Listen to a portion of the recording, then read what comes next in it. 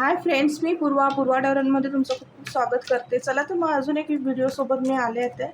आजचा टॉपिक असणार आहे, लोक तुमच्या मागे तुमच्याबद्दल काय बोलत आहेत, काय बोलतात. लोक तुमच्या मागे तुमच्याबद्दल काय बोलतात. तर मी इथे पिका कार्ड ठेवते, 4 कार्ड ठेवते, तुम्ही पिक करा.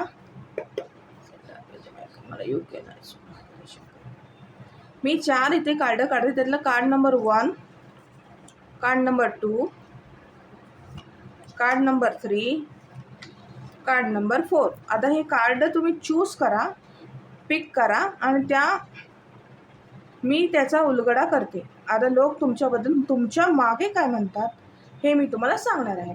तर कार्ड चूज करा. 1 नंबर कार्ड ज्यांनी चूज केलेला, हा 1 नंबर आहे, हा 2 नंबर आहे, हा 3 नंबर आहे आणि हा 4 नंबर आहे. सॉरी, 1 नंबर कार्ड ज्यांनी चूज केलेला आहे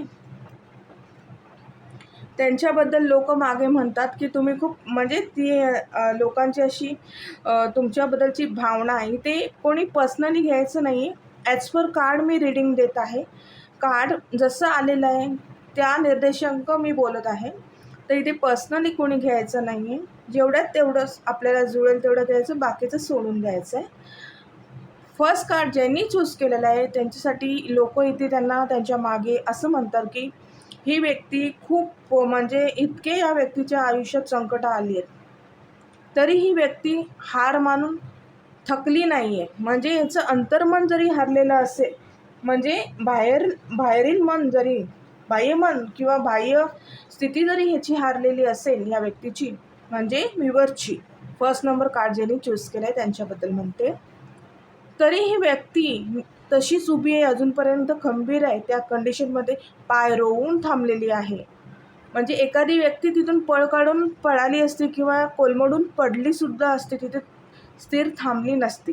तर पहिल्या कार्डवरून लोक तुमच्या मागे हे म्हणतात आहे की तुम्ही आहे त्या कंडिशनमध्ये, भरपूर बिकट परिस्थितीतून तिथेच अजून उभे आहात. अगदी म्हणजे तुम्ही पराभूत झालेले आहात, सर्व बाजूने हारलेले आहात, तरी तिथे उभे आहात. Card number 2. आता कार्ड नंबर 2ला लोक काय म्हणतात मागे.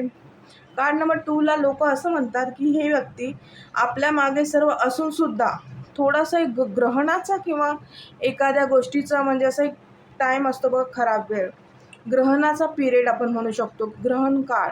तर ग्रहण काळ आला बरोबर ही व्यक्ती पळ काढते. ही व्यक्ती पळ काढणारी आहे. ही व्यक्ती म्हणजे अशी एखाद्या बाबतीत अशी स्थिर राहणारी नाही आहे. कार्ड नंबर 2च्या मागे लोक अशी म्हणतात की पळ काढणारी व्यक्ती आहे. हेही दिवस जातील, चांगले दिवस येतील, या सिद्धांतावर राहणारी नाही आहे. आली कंडिशन वाईट की पळ काढायचं, सगळं यांच्या मनासारखं झालं पाहिजे. मनासारखं होत नाही तर आपण तिथून लेट गो करायचं. तर इथे संयम राखून थोडा वेळ द्यावा लागतो, असं तुमच्या मागे तुमची लोक म्हणतात. तर फ्रेंड्स, 3 नंबर कार्डमध्ये आलेलं आहे 9 ऑफ पेंटिकल.